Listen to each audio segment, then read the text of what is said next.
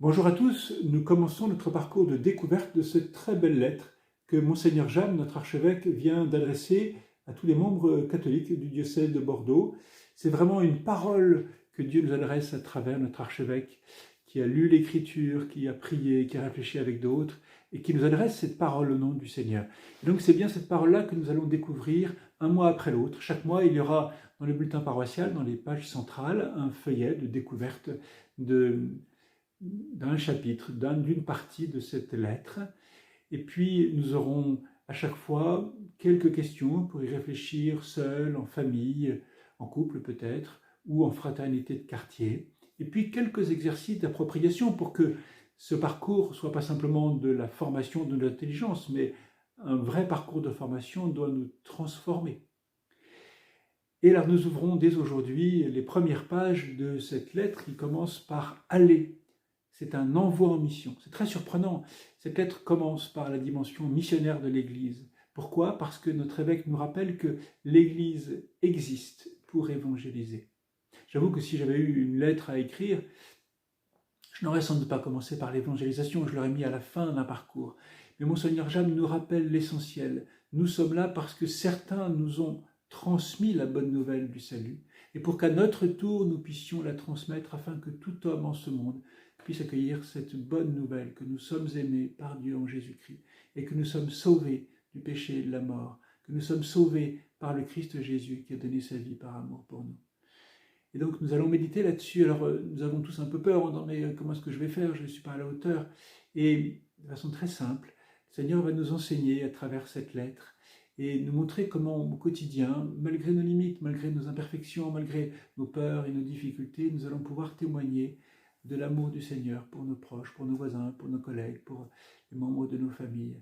Et nous allons le faire calmement, paisiblement, un mois après l'autre. Et puis ensuite, nous aurons d'autres clés que notre évêque nous donnera sur demeurer en Dieu, sur les fruits que nous portons. Vous verrez, il part de la très belle allégorie de la vigne qui, évidemment, en Gironde a beaucoup de sens et beaucoup de vignes chez nous.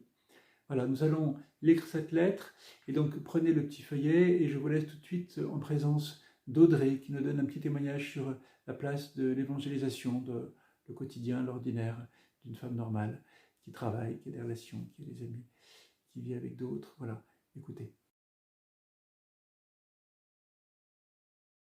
Pourquoi ça me touche? Ça me touche parce que c'est notre appel en tant que baptisés. Il le dit bien d'ailleurs, il reprend les paroles du pape pour dire que l'Église est faite pour évangéliser et que donc nous, chrétiens, on est tous appelés à évangéliser, à apporter l'amour du Seigneur au monde.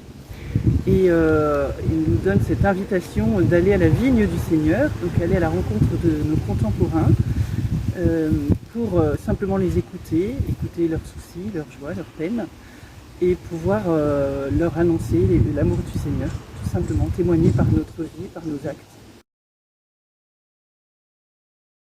J'essaie de le faire au quotidien avec les personnes que je rencontre.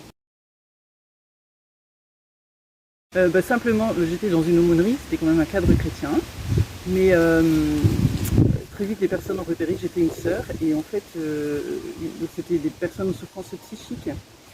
Et la dame qui était à côté de moi à table me partageait qu'elle ne savait pas prier. Et en fait, je lui ai demandé comment elle priait, parce qu'en fait elle priait en réalité. Elle s'adressait à Jésus. Elle avait l'impression qu'elle ne priait pas, et j'ai pu lui partager tout simplement ce qu'était la prière pour moi, et puis je lui ai donné quelques petites pistes.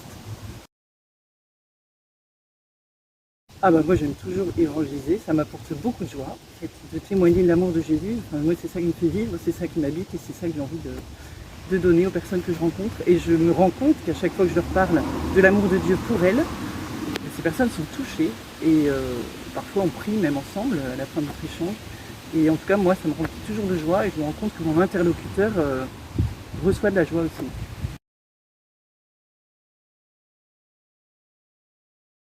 Je pense qu'ils sont une fausse idée de l'évangélisation. En fait, c'est simple, l'évangélisation, c'est écouter les personnes, les rejoindre là où elles sont et leur témoigner tout simplement de l'amour de Jésus.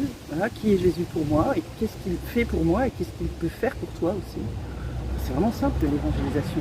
C'est pas un gros mot, c'est tout simple, c'est aller à la rencontre des personnes et leur témoigner de l'amour de Jésus.